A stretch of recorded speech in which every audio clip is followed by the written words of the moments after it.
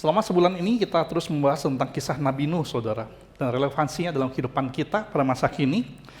Karena ada banyak sekali pelajaran penting dari kisah Nabi Nuh. Tetapi terutama soal bagaimana Nabi Nuh adalah seseorang yang hidupnya itu dikelilingi oleh kasih karunia Tuhan. Kalau kita menjadi Nabi Nuh, saudara, Nuh itu bisa melihat hal-hal lain yang ada di sekeliling hidupnya. Nuh bisa memilih untuk melihat banyaknya kejahatan di luar sana. Nuh bisa memilih untuk melihat ada banyak masalah di luar dunianya. Nuh bisa melihat berbagai hal buruk dan mengecewakan terjadi dalam hidupnya. Nuh bisa melihat bencana besar yang dialami, ada air bah, saudara. Tapi menariknya adalah Nuh memilih untuk melihat dan menyadari bahwa meskipun kejahatan dekat dengan hidup kita, meskipun masalah-masalah dekat dengan hidup kita, meskipun ada berbagai hal yang mengecewakan, yang buruk terjadi di sekitar kita, meskipun bahkan mungkin ada bencana yang sedang kita alami, namun kita bisa seperti Nabi Nuh, memilih untuk melihat bahwa yang lebih dekat dari semua itu adalah anugerah Tuhan dalam kehidupan kita. Amin.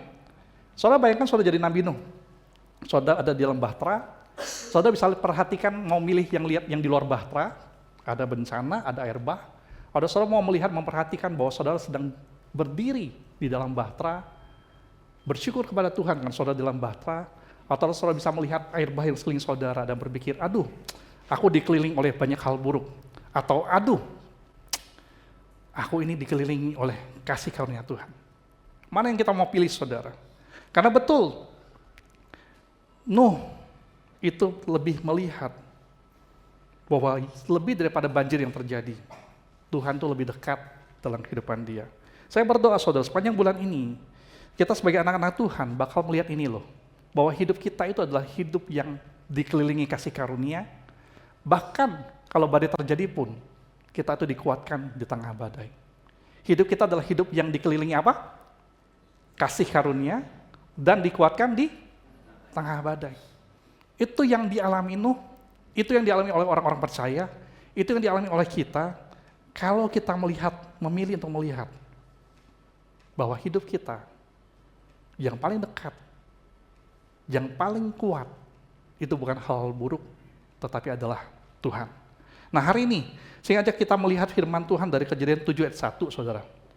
Kejadian 7 ayat 1, mari kita buka sama-sama dalam Alkitab kita, Kejadian pasal 7 ayat 1. Kita bakal melihat firman Tuhan ini, Kejadian pasal 7 ayat 1. Mari saudara buka di handphone saudara buka di Alkitab saudara, kita bakal baca ini bersama-sama, Kejadian pasal 7 ayat 1. Kalau sudah ketemu, saudara boleh ngomong amin. Kejadian pasal 7 ayat 1 sudah ketemu? Kalau sudah ketemu, kita baca sama-sama, 1, 2, 3.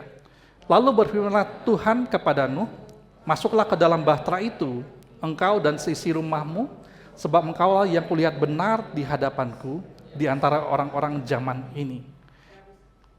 Dah cukup ayat 1, saudara. Semangat sekali Lili. Dan ini yang menarik, saudara. Sebelum air bah turun, Allah memanggil Nuh untuk membuat bahtera. Dan setelah bahtera itu selesai, Allah memanggil Nuh untuk masuk ke dalam bahtera melalui sebuah pintu, saudara. Kalau saudara perhatikan rancangannya di Kejadian pasal 6, saudara bakal menemukan bahwa bahtera itu ada 3 lantai, ada berbagai sisi, tapi pintunya cuma 1, saudara. Dan Tuhan berkata, setelah kamu sudah selesai bangun bahtera, masuklah ke dalam bahtera itu, lewati sebuah pintu, dan Alkitab juga mencatat bahwa setelah mereka masuk, siapa yang tutup pintunya, saudara? Tuhan atau Nuh? Tuhan. Bukan Nuh yang tutup, bukan anaknya yang tutup, tetapi Tuhan sendiri yang tutup. Apa pelajaran rohani, saudara, yang kita bisa belajar daripada situ, saudara, bahwa begini, betul, pintu adalah tanda kasih karunia Tuhan bagi kita. Kalau kita mau selamat, kita harus lewatin sebuah pintu. Tapi saudara perlu tahu satu hal penting, bahwa akan ada waktunya terlambat bagi kita. Dunia mengajar kita nggak ada kata terlambat. Betulkah demikian? Dalam konteks motivasi hidup itu sering benar. Contohnya, Nggak ada kata terlambat untuk belajar. Betul. Nggak ada kata terlambat untuk memulai sesuatu yang baik. Betul. Tetapi sesungguhnya, dalam konteks firman Tuhan, dalam banyak hal dalam hidup kita, kita bisa mengerti bahwa akan ada waktunya sudah terlambat, saudara. Akan ada waktunya. Sama seperti Nuh, sudah bangun bahtera, dia lewatin sebuah pintu, lalu pintu itu ditutup oleh Tuhan, lalu ya sudah, orang-orang di luar nggak bisa masuk lagi. Hidup adalah kesempatan, betul. Kita mengalami kasih karunia Tuhan, betul. Tapi akan ada waktunya di mana kita itu bisa terlambat untuk mengalami itu semua. Nah, kapan itu bisa terlambat, saudara? Yang pertama adalah tentu saja begini, kita bisa terlambat kalau kita dipanggil Tuhan lebih dulu. Betul? Kalau Tuhan sudah telepon, sudah panggil, kita disuruh pulang ke surga, bagi kita terlambat untuk melakukan hal banyak yang baik. Kapan lagi bisa terlambat? Kita bisa terlambat kalau kita belum meninggal, tapi Tuhan Yesus datang dulu kedua kali. Betul? Itu namanya akhir zaman. Segala sesuatu sudah selesai. Itu juga bisa terlambat. Tapi ada satu kondisi lagi, di mana bisa jadi sangat terlambat bagi kita untuk terima sesuatu daripada Tuhan, yaitu waktu kita itu hatinya telah jadi keras, karena kita terus menunda untuk taat. Meskipun kita masih hidup, meskipun Yesus belum datang, tapi kalau hati kita udah jadi keras, kalau suara Tuhan nggak lagi kita dengar, kalau Roh Kudus tegur kita nggak lagi perhatikan, kalau firman Tuhan kita baca lalu tidak lagi kita rasakan sesuatu, kalau ada orang yang ngomong sama kita bertobat lalu kita nggak menghiraukan, saudara, waktu hati kita telah jadi keras, akan jadi sangat terlambat bagi kita. Bagi banyak orang, saudara, saya berharap tidak di antara kita, sesungguhnya banyak kondisinya begini loh. Banyak kondisinya begini, yaitu waktu pintunya sebenarnya masih terbuka, tapi hati kita memilih untuk tetap di luar. Ini yang paling berbahaya. Kita belum meninggal, Tuhan Yesus belum datang, tapi hati kita keras, kesempatan masih ada. Kita memilih untuk tidak mau masuk. Itu yang paling bahaya, saudara. Karena itu, ada Ibrani 3:15, kita baca sama-sama di depan ada. 1, 2, 3. Tetapi apabila pernah dikatakan, pada hari ini, jika kamu mendengar suaranya, janganlah keraskan hatimu seperti dalam kegeraman. Tuhan ngomong, kalau Tuhan sudah dengar ngomong sama kita, dengar, jangan keraskan hati. Kapan kita mengeraskan hati? Waktu kita merasa diri selalu benar. Kapan kita mengeraskan hati? Waktu kita tahu kita salah, tapi kita nggak melakukan apapun. Kapan kita mengeraskan hati? Waktu kita sudah ditegur, tapi nggak mau berubah. Kapan kita mengeraskan hati? Waktu kita dengan sengaja menunda, karena lebih memilih untuk menikmati dosa-dosa kita. Saudara, penting untuk kita perhatikan begini, saudara. Pada zaman dulu, pada zaman perjanjian lama, itu ada satu peran, saudara, yang namanya adalah nabi. Apa fungsinya nabi? Fungsinya nabi adalah, salah satu fungsi nabi adalah pada zaman itu adalah untuk apa? Untuk menegur orang-orang supaya bertobat dari dosanya. Dan ini yang perlu kita perhatikan, saudara. Di zaman ini, nggak ada lagi orang yang punya title nabi. Tapi apakah Tuhan tidak pernah lagi ngutus nabi kepada kita? Sesungguhnya ini yang perlu kita perhatikan, saudara, bahwa seringkali pada masa kini, kita perlu memperhatikan apakah Tuhan mengirim nabi kepada kita lewat orang-orang yang menegur kita, entah siapapun itu. Entah apakah itu pasangan kita, entah apakah itu adalah orang tua kita, entah itu adalah sahabat kita. Bisa jadi Tuhan mengirim kita teguran, fungsi nabi melalui mereka. Dan kita perlu benar-benar sadar, saudara, bahwa percayalah, orang-orang yang negur kita, itu bukanlah orang-orang yang lagi nunggu-nunggu nih. Kapan ya kamu ya? Kapan kamu gagal? Kapan ya kamu ya jatuh? Kapan ya kamu, aku pengen lihat nian, waktu sengsara. Kita percaya bahwa mereka bukan orang-orang yang sedang menunggu, lalu ngomong, nah, gak mau denger sih selama ini. Aduh, gak mau percaya sih. Kita percaya bahwa orang-orang yang menegur kita, mereka adalah orang yang mengasihi kita, mereka bakal berharap bahwa kita akan berubah sebelum terlambat. Karena memang akan ada waktunya, sudah terlambat bagi kita. Maka ini, saudara, yang penting yang kedua adalah taatlah sebelum terlambat. Ngomong dulu kan kiri saudara, katakan sebelum terlambat.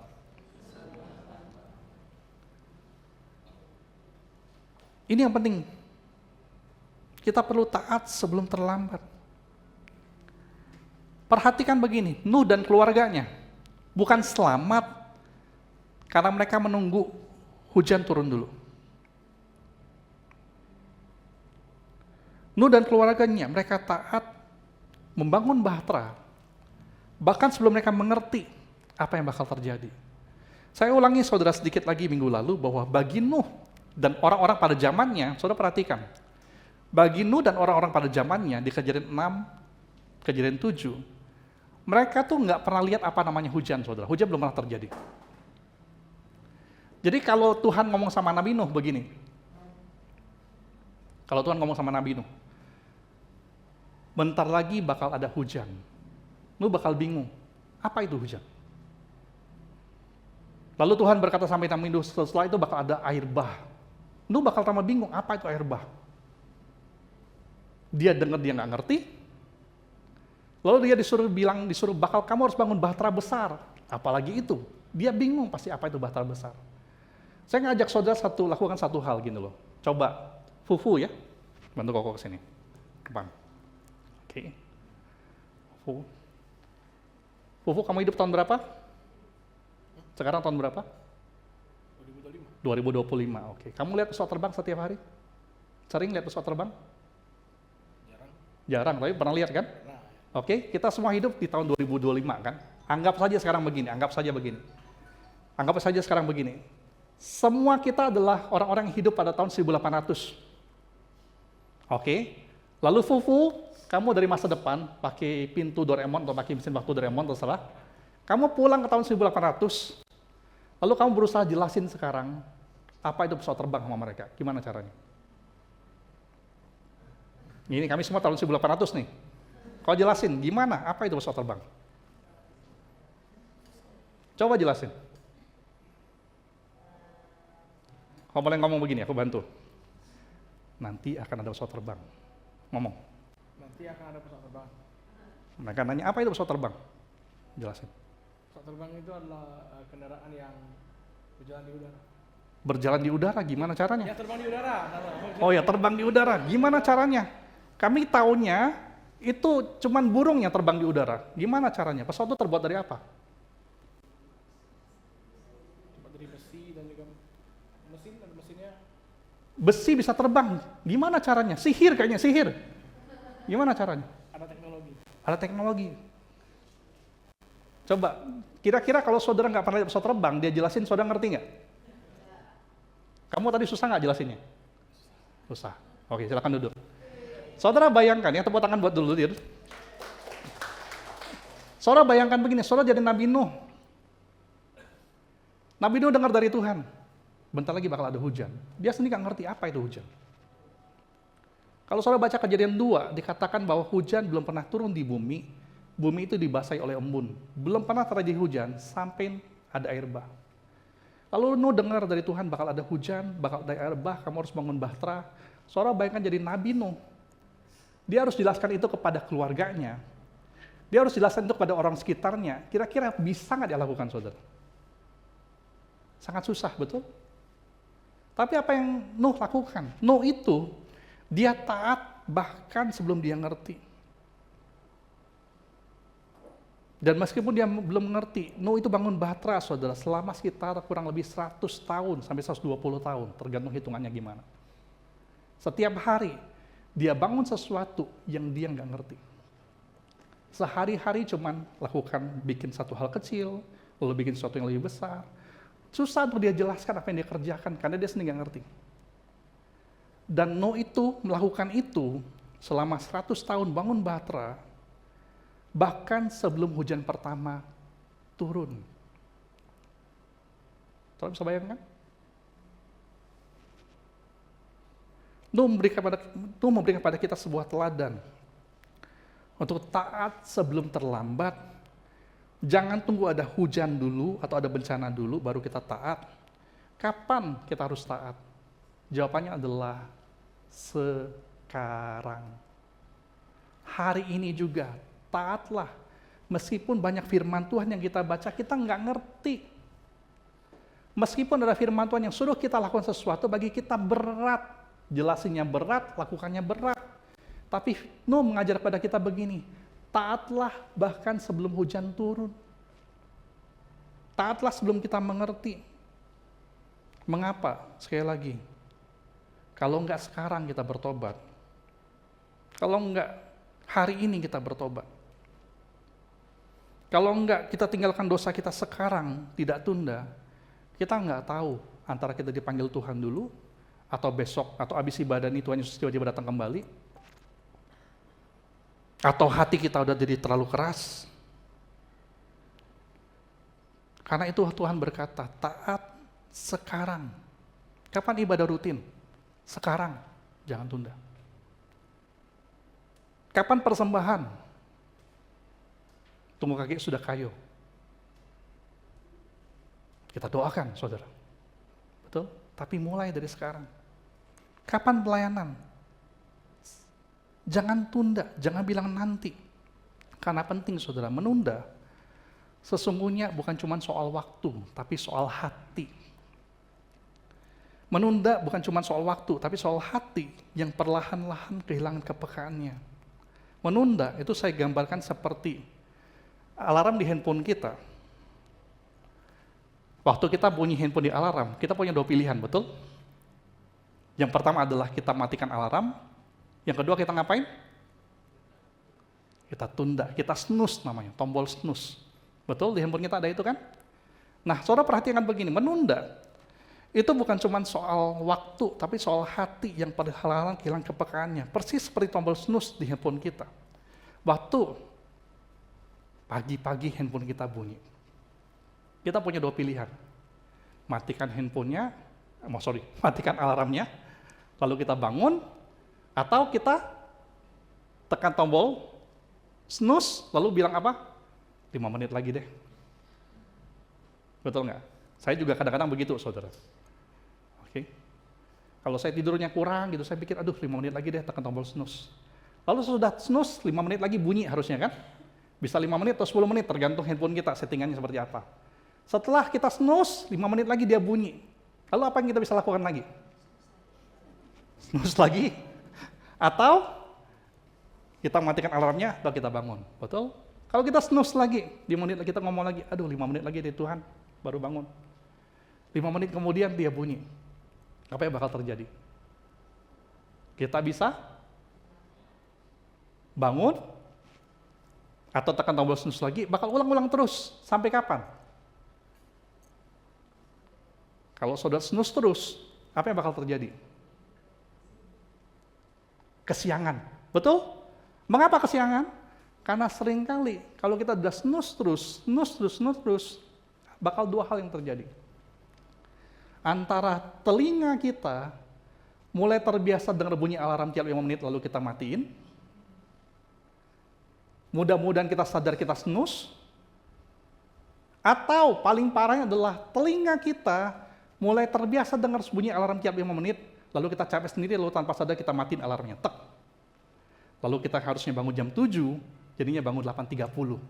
Kaget, waduh mati sudah 8.30 sudah. Betul? Saudara perlu tahu, menunda dalam ketaatan adalah persis seperti itu. Kalau kita ditegur Tuhan, tapi kita pilih tunda, lama-lama saudara, hati kita bakal kehilangan kepekaannya. Atau kita memilih untuk, sudahlah, Abaikan saja firman Tuhan, abaikan saja orang yang menegur, abaikan saja semuanya,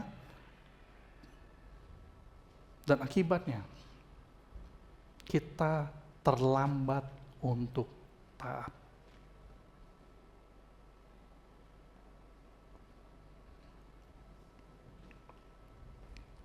Dan perhatikan ini, ketaatan kepada Tuhan adalah masalah yang dihadapi bukan oleh orang-orang yang di luar gereja saja. Ketaatan kepada Tuhan adalah bukan masalah yang dihadapi cuma oleh orang-orang yang belum rajin ke gereja. Ketaatan kepada Tuhan itu seringkali dialami oleh kita, orang-orang yang sudah rajin ke gereja. Mengapa? Karena semua kita seringkali menunda untuk taat.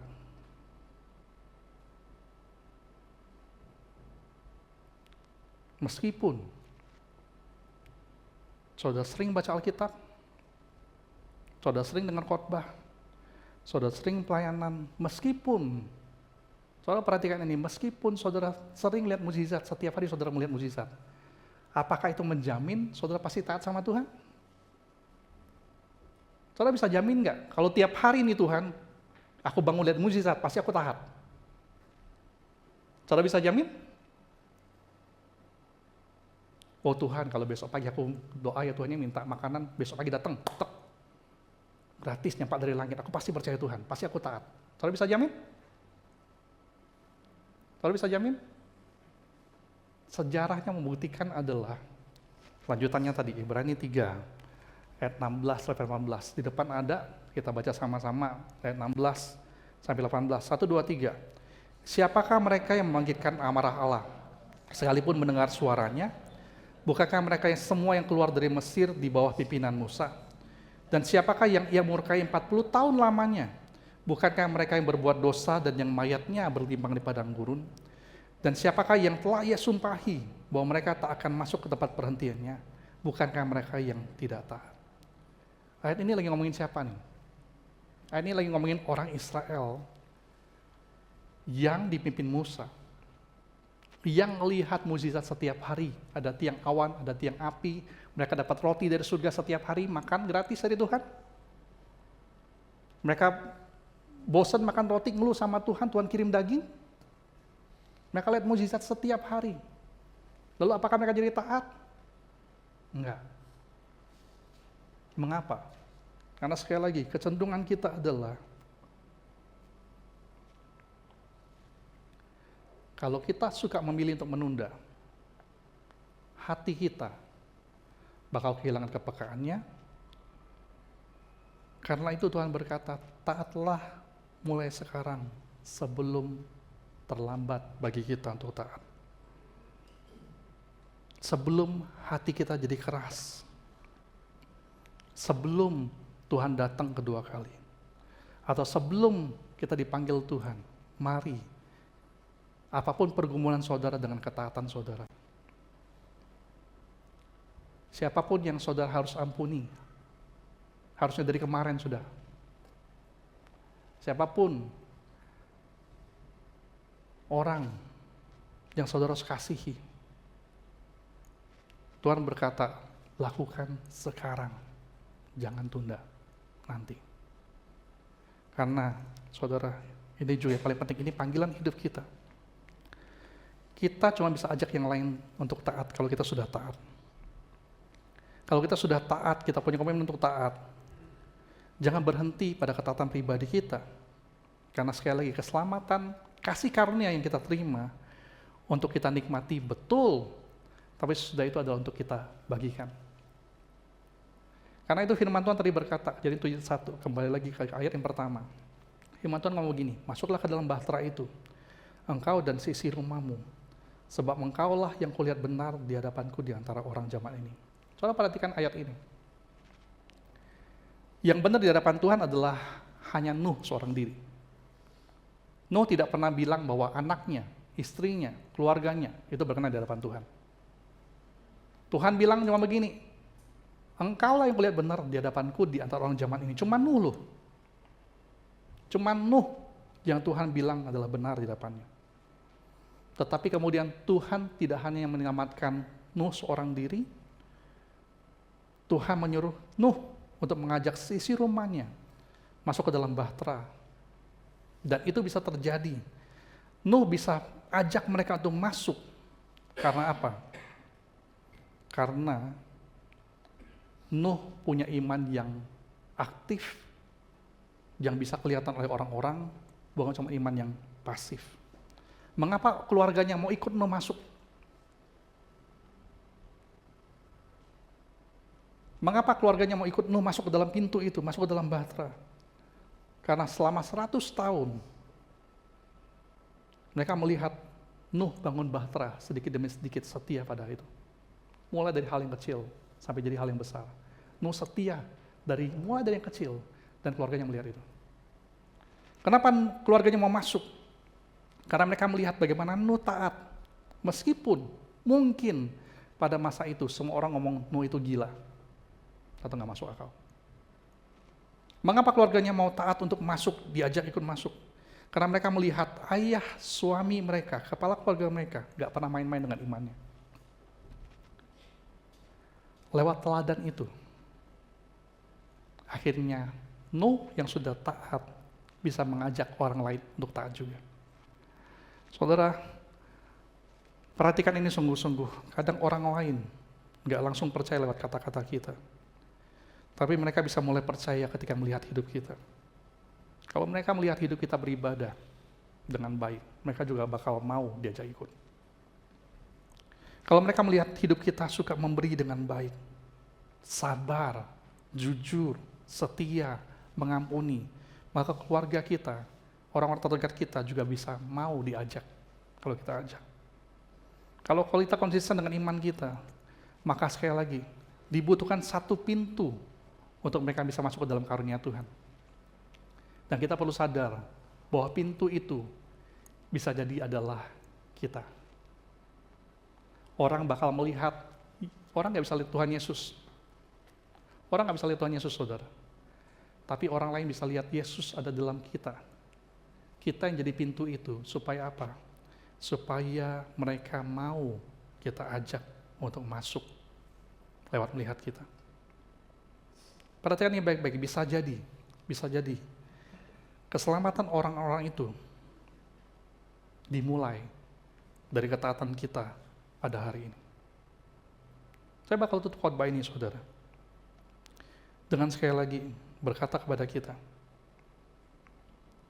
bagi Nuh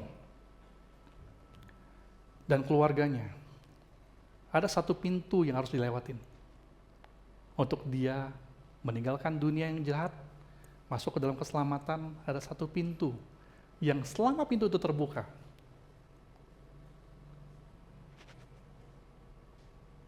maka belum terlambat untuk mereka terima kasih karunia itu.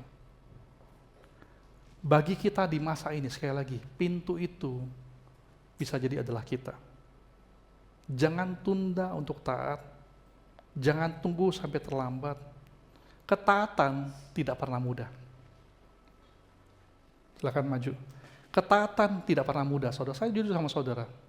Saudara jangan pikir bahwa karena ini hamba Tuhan, maka pasti semua hamba Tuhan hidupnya tuh gampang tuh taat. Enggak gampang, saudara.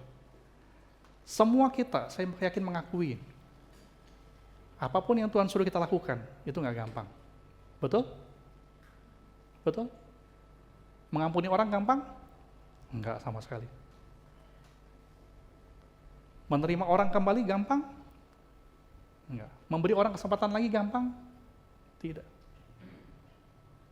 Enggak capek jadi orang baik? Gampang?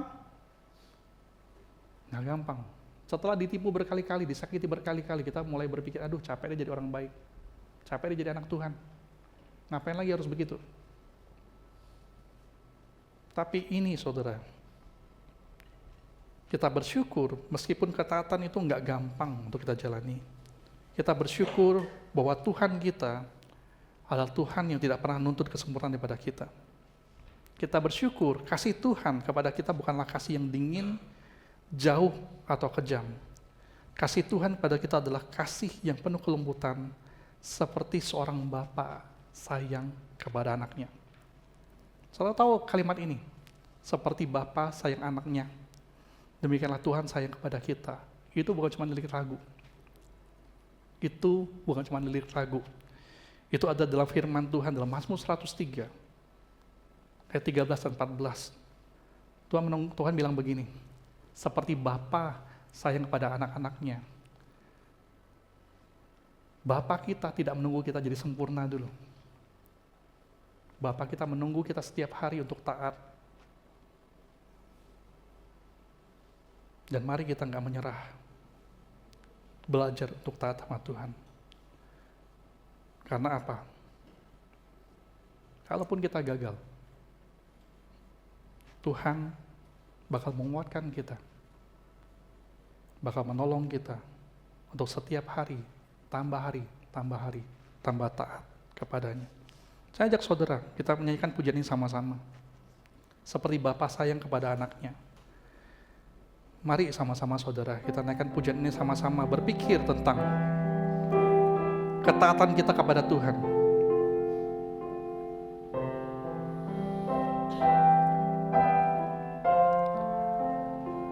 Bapa,